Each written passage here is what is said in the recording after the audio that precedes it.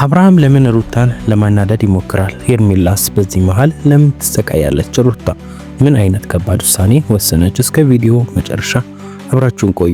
ሰላም ጤና ይስጥልን የቻናሌ ቤተሰቦች፣ ዛሬ ብዙዎቻችን ዘንድ መነጋገሪያ ስለሆነ ነገር ነው ይዘንላችሁ የመጣ ነው።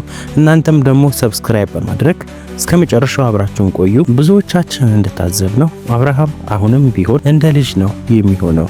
ጋሽዬ በአንድ ወቅት አብርሃም ገና ጥሬ ነው ያሉት ነገር ዛሬም ድረስ እየታየ ነው። አብርሃም የሚያደርጋቸው ነገሮች በሙሉ ለአባትነት ክብር የማይመጥን እና ሆነ ብሎ ሩታን ለማበሳጨት የሚያደርገው ነገር ይመስላል።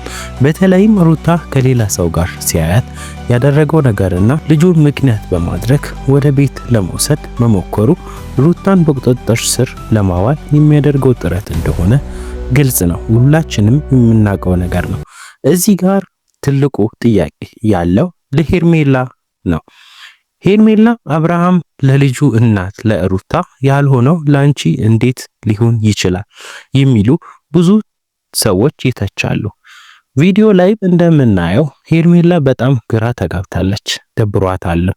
አብርሃምና ሩታ ሲጨቃጨቁም ሆነ ሲታረቁ እሷ መሃል ላይ የቆመች ባዶ ሆና ትታያለች። ምክራችን ምንድነው? ሄርሜላ ከዚህ ጭቅጭቅ ወጣ የራሷን ህይወት ብትመራ ይሻላል። በዛ ላይ ደግሞ ወንድ ጠፍቶ አይደለም ሞልቷል። ወንድ ከፈለገች ማንንም ይዛ መውጣት ትችላለች፣ መያዝም ፍቅረኛ ትችላለች።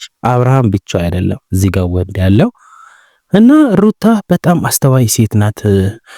ሴት መሆኗን በንግግሯ እያስመሰከረች ነው። አብርሃም ዝም ብሎ የመጣለትን ሲናገር፣ እሷ ግን በስለት በተሞላበት መንገድ ነው የምትመልስለት። በሌላ በኩል አቤልም ብናየው እሱ ደግሞ ለጨዋታ ድምቀት ካልሆነ በስተቀር በነሱ ህይወት ውስጥ ብዙም ግድ ያለው አይመስልም ብለናል። ያው ግድ የለውም ግን እያወቀ የሚበጠብጠው ነገር እንደሆነ ብዙዎቻችን እናቃለንም ሰምተናልም።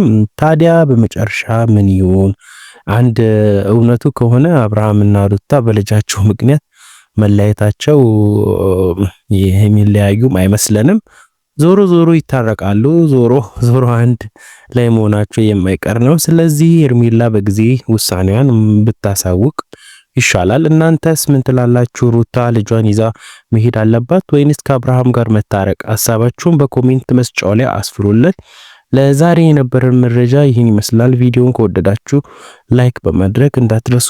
ለቻናላችን አዲስ ከሆናችሁ ደግሞ ሰብስክራይብ በማድረግ ቤተሰብ ይሁኑ። በሌላ ቪዲዮ እስከምንገናኝ ቻው።